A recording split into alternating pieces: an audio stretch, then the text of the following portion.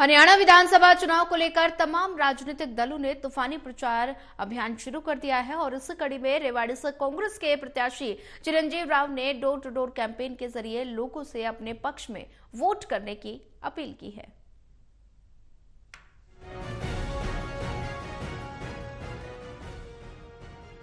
रेवाड़ी विधानसभा से कांग्रेस प्रत्याशी और पूर्व मंत्री कैप्टन अजय सिंह यादव के बेटे चिरंजीव राव पर कांग्रेस के शीर्ष नेतृत्व ने दूसरी बार भरोसा जताकर उन्हें रेवाड़ी विधानसभा से टिकट दिया। चिरंजीव लगातार गांव-गांव जाकर जनसभाएं कर रहे हैं और डोर टू डोर लोगों से मिलकर वोट की अपील भी कर रहे हैं। शुक्रवार देर रात तक उन्होंने भारी बरसात में डोर टू डोर अभियान जारी रखा और इस अभियान में उमड़े युवाओं को देख चिरंजीव राव ने दावा किया कि 2024 के चुनाव में प्रदेश भर में अगर कोई सबसे बड़ी जीत होगी तो वो है रेवाड़ी विधानसभा से कांग्रेस की जीत।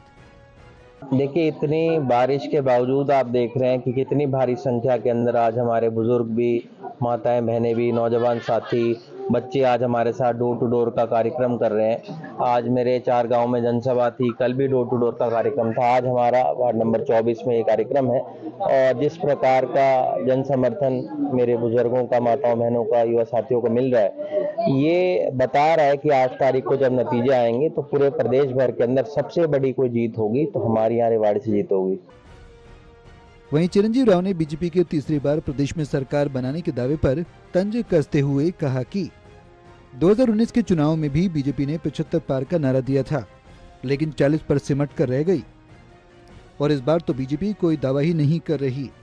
उन्होंने बीजेपी में टिकट वितरण में मची भगदड़ के सवाल पर कहा कि 2014 या 19 में ऐसी भगदड़ नहीं देखी जो 2024 में दिखाई दी और यही कारण है कि रेवाड़ी, बावल और कोसली से कांग्रेस के सामने एक भी निर्दलीय प्रत्याशी चुनाव मैदान में नहीं है, जबकि बाकी सभी जगह बीजेपी में रह चुके निर्दलियों की भरमार है।